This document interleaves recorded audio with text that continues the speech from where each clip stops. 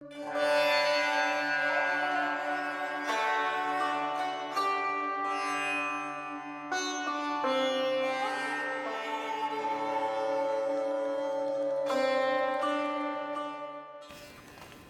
morning, everyone. Happy Jivana Ratau. And we're continuing our series in Merging with Siva lessons, going through them in the order in which Gurudeva gave them. And we're back in 1960 with chapter 34, Colors Magic. Lesson 237 continued, Protective Emanations. If you are going to have an important intellectual discussion with someone and want to be sure to remain poised and centered, what colors should you flood your aura with? The answer, bright oranges and yellows. This will bring a new energy to enhance your intellect and protect you from being overpowered by the intellectual force of someone else. You have probably experienced times when you were overwhelmed in this way and came away from a discussion regretting having been swayed from your original perspective. This technique can help prevent this by making you mentally stronger and more agile. This is also a way to help overcome shyness. Surrounded by a vibrant aura charged with bright orange and yellow, you are a secure and confident individual, able to enter into discussion with new self-assurance. The vibrations of others tend to rebound from your aura. You are relaxed and friendly, and intelligence pours forth uninhibitedly from you. One more thought on this subject. It is also wise to hold a mental image of your head being surrounded by a golden aura of yellow light. This will create the vibration in which thoughts flow freely, without interruption, and perception is quickened as you speak. Lesson 238, Shielding Your Emotional Nature. Now, perhaps most importantly, you must learn how to protect your emotional nature. The emotional nature is often the most vulnerable and easily influenced of all, meaning easier than your intellectual nature. You will have to admit that far too often you have been moved into action by your emotions rather than your intellect. To guard your emotions is to keep the instinctive nature harnessed under the firm reins of your intellect. The colors used to harmonize and protect the emotional nature are light blue and violet. By flooding your aura with beautiful sky blue and vivid violet, you quiet your own lower emotions and feelings and become impervious to the negative feelings and moods of those around you. With the advent of these colors, your individual awareness is transported into the more refined, uplifting realms of the sub-superconscious mind. Always remember that by flooding your aura with bright sky blue and lavender, you are automatically building an armor to protect yourself from others' lower feelings and passions such as anger, jealousy, hatred, and lust. So make a study of bright, clear blues and violets and select the ones that appeal to you the most. Intuitively, you will know which hues are best for you. Beautiful hues of blue and violet will always be found in the auras of successful teachers, missionaries, social workers, and those who work among those of lesser emotional and mental refinement than their own. There is one last part of this sadhana that you should learn to make your understanding of the human aura complete, and that is knowledge of the auric circle. The auric circle is an energy shell around the aura itself. It acts as a shelter or a shield against all forms of psychic influences directed consciously or unconsciously against the individual.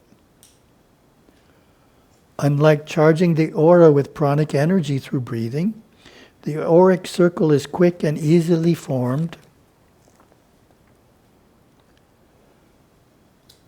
Unlike charging the aura with pranic energy through breathing, the auric circle is quickly and easily formed by making a mental image of an egg completely surrounding your aura. The shell should be visualized as a great oval of translucent white light with an opening at the top the size of your head. It is egg-shaped or oval because it fringes the aura as the shell encases an egg. It should be visualized about 3 to 4 feet in depth at the widest point, tapering to about 2 feet at the head and feet.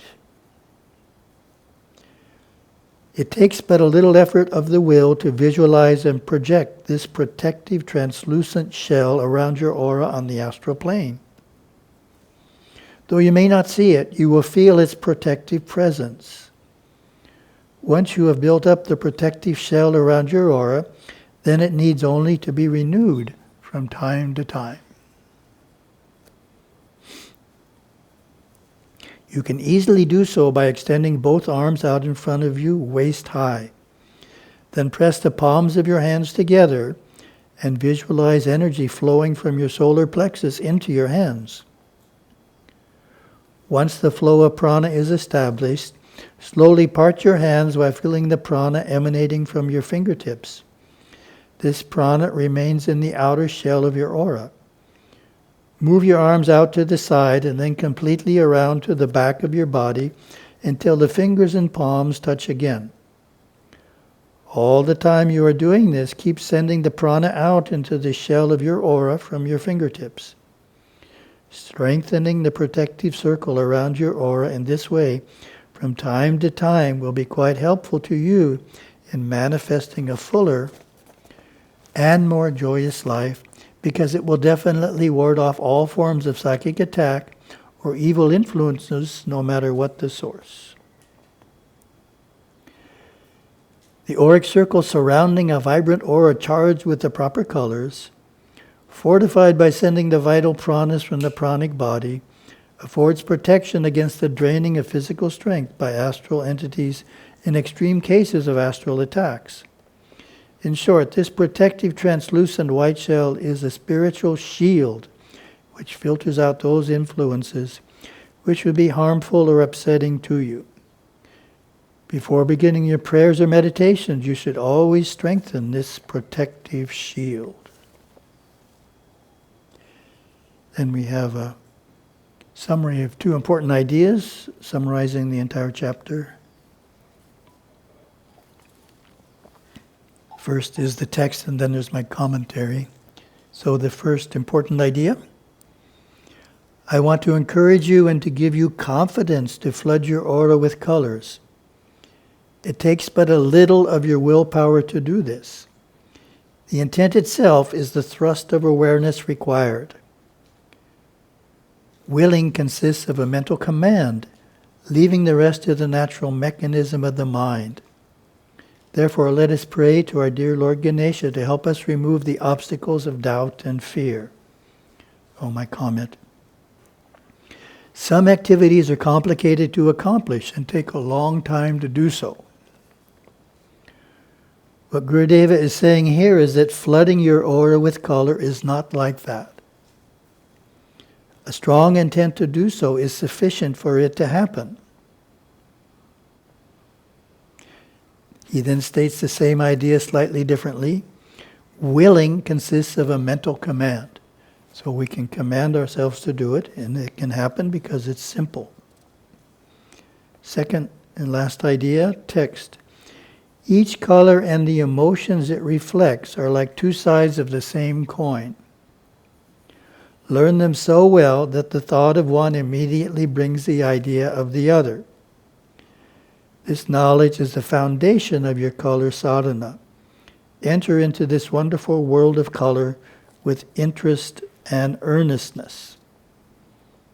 In other words, 2 sides of the same coin means the emotion of fear is one side and the auric color is gray. That's the other side of the coin. or on the positive side, the emotion of devotion. The emotion is devotion, and the auric color is light blue. So that would be the two sides of that coin. And then my comment is, two sides of the same coin can be extended to mean visualizing the color will create the emotion, and experiencing the emotion will create the color in the outer aura. So whichever one happens first. If you experience an emotion, if that's the first thing, the color will come as a result. Or if you're visualizing a color, that will produce that emotion. So thank you very much. Have a wonderful day.